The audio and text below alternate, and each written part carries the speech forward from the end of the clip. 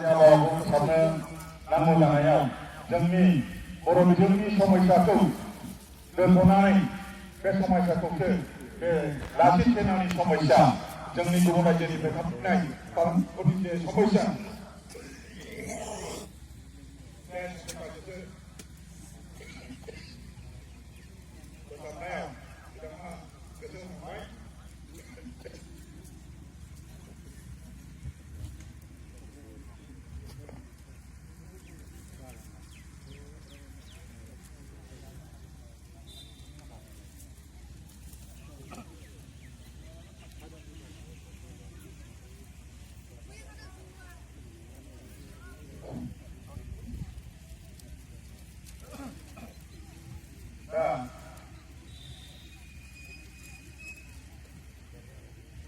जोंनि दैदेनगिरिफ्रा बेबादि प्रब्लेमाव गोलैनो गोनां जादों।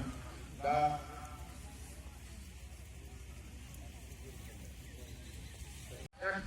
जोंनि हारिनि बाथ्राखौ जों सिन्था खालामनानै जोङो खौसे थानांगोन आरो नङाब्ला जोंनि गोहोआ लासैनिफ्राय लासैनि उनावसै खमायलांनानै सानसे समाव जों गोमोरलांनो गोनां जागोन। दा दिनै खाफाल गोनांनि बाथ्रा 2013 मायथाइनि 17 एप्रिलाव जोङो बे बर' बिजोंखौ सेकेन्डारि लेभेलाव हायार सेकेन्डारि लेभेलाव इलेभेन लेभेलाव जोङो फोरोंनो गनायथि मोननाय जाहैबाय। बेनि प्रसेस सोलिगासिनो दङ। बिजाबफोरखौ जों साबायखर मोनबायानो। दा नेक्स्ट सेसनाव जोङो इलेभेनाव आरम्भ खालामनाय जासिगोन।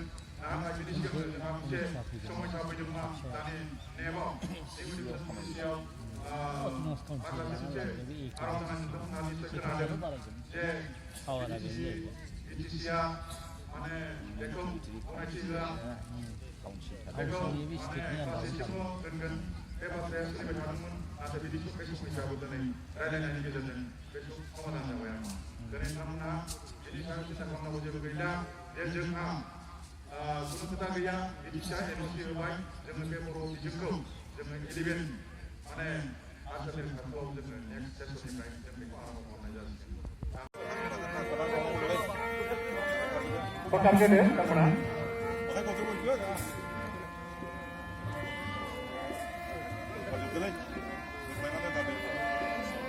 बेजों लोगोसे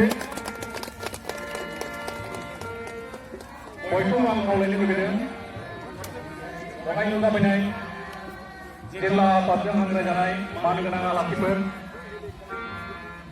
आरो गुबुन गुबुन जायगानिफ्राय नुजाफैनो हानाय BodoThunlai आफादनि मानगोनां आफादगिरि नेहाथारि लोगोसे साननै नोंथांमोनखौबो नैबे जोंनि न'आव बावनाय जायगायाव नुजाफैनानै बे हाबाफारिखौ मावनो थाखाय गुरै खावलायदों। आरो गुबुन गुबुन जायगानिफ्राय नुजाफैनो हानाय मानगोनां रायजो राजा बिथांमोनखौबो नैबे बिबार बावनाय हाबाफारियाव बिबार बावनाय हाबाखौ जाफुंसार होनो थाखाय गुरै खावलायहरदों।